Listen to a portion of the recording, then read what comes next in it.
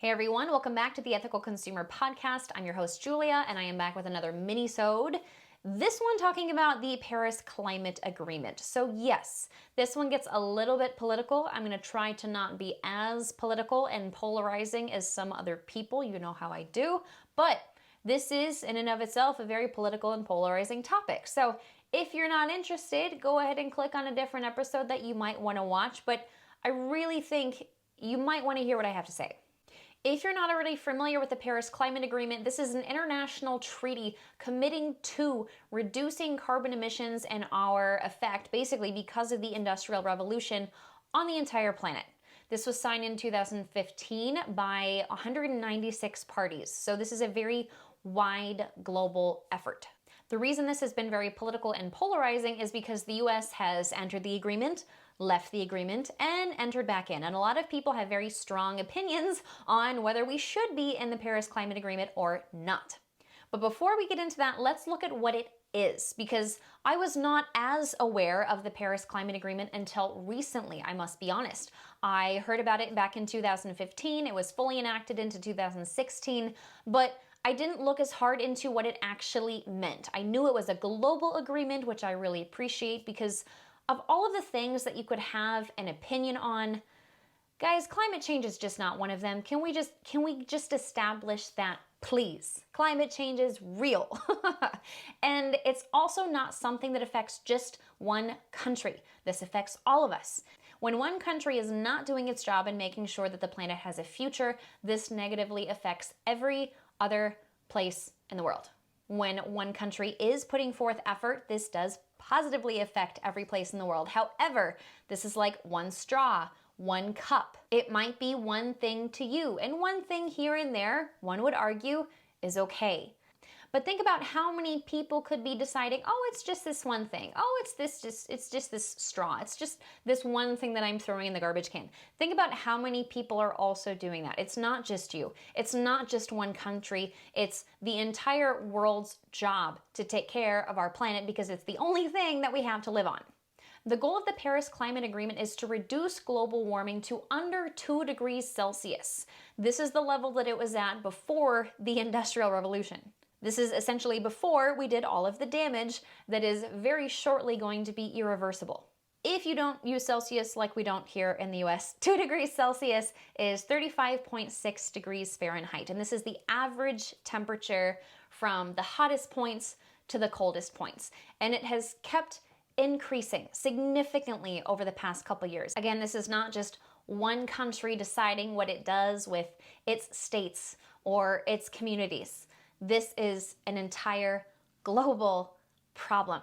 Unfortunately, the reason to leave the Paris Climate Agreement was because there is a significant investment that has to happen into new technologies in order to remove carbon emissions from the air and also create new technologies to prevent the significant release of carbon emissions. This does involve a lot of money, and a lot of people think that this money would be spent better elsewhere. When the US pulled out of the agreement, this meant that a lot of financial contribution also went with them. It was nice to hear other countries trying to make up this deficit, but it's like that freeloader. Guys, do we want to be that freeloader? Last I checked, a lot of people don't really like freeloaders or handouts. So, is the US going to just get a handout from the rest of the world when the rest of the world hopefully solves the pollution problem?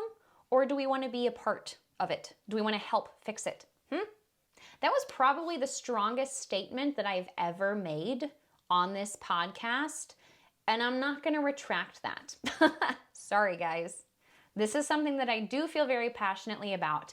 It doesn't necessarily come down to a straw or a cup or a piece of plastic. Those are all extremely important, but the bigger picture is this is a global problem and has to be solved globally. So yes, I do think it was extremely necessary for the US to re-enter the Paris Climate Agreement, and I'm excited that we did. That was kind of a proud day for me. I think some of you feel similarly. Some of you might not feel similarly. One of the main arguments against investing in the Paris Climate Agreement has been that money could be better used elsewhere. When the US left the Paris Climate Agreement, other countries kind of put their situations on hold because there was a significant amount of money that was going to be invested by the US. And without that contribution, some of the necessary technologies are not going to be able to be funded. The US is a huge global superpower and has the possibility to affect a whole lot of change, a lot more than some other countries that maybe don't have the infrastructure to fight the difficulties of extremely cold winters and extremely hot summers. Not only did the US agree to a significant financial contribution, they also pledged to reduce their carbon emissions by 25%. This is 25% by the year 2025 compared to their amount in 2005. Currently, as it's 2021, the US has only significantly reduced their impact by 17%. So we have a long way to go, but I think most can agree 17% is at least better than none, and it's better than increasing. Some would argue, why does the US have to be part of this global agreement? Why can't we just do our own work on our own country, our own continent? Isn't that gonna be enough? Like, why do we have to play nicely with everybody else?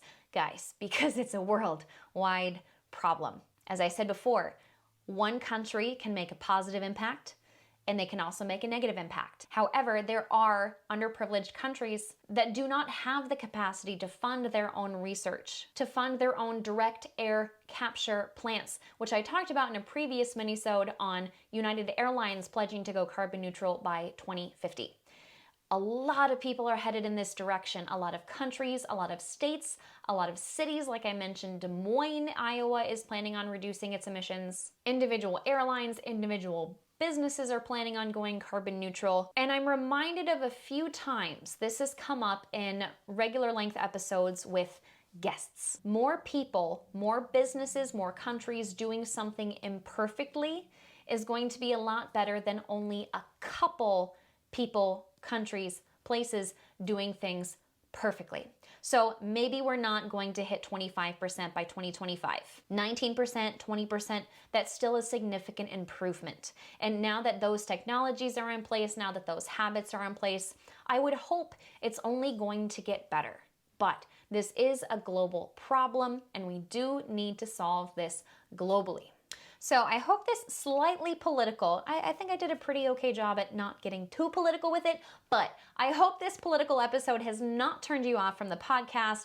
If it has, I apologize. You're probably not listening to the end of this episode. You probably already signed off. So thanks for sticking with me. And I do not do these episodes frequently. I do not do these every time. The last minisode was about my sustainable yoga practice.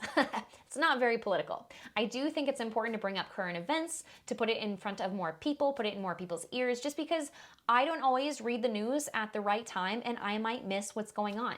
So frequently we see all of the negative things. I like to share the positive things as well. You might not find this positive, but I do, and I know I'm not alone in that. So thank you for hanging out for this slightly unconventional episode, and I will see you next time, guys.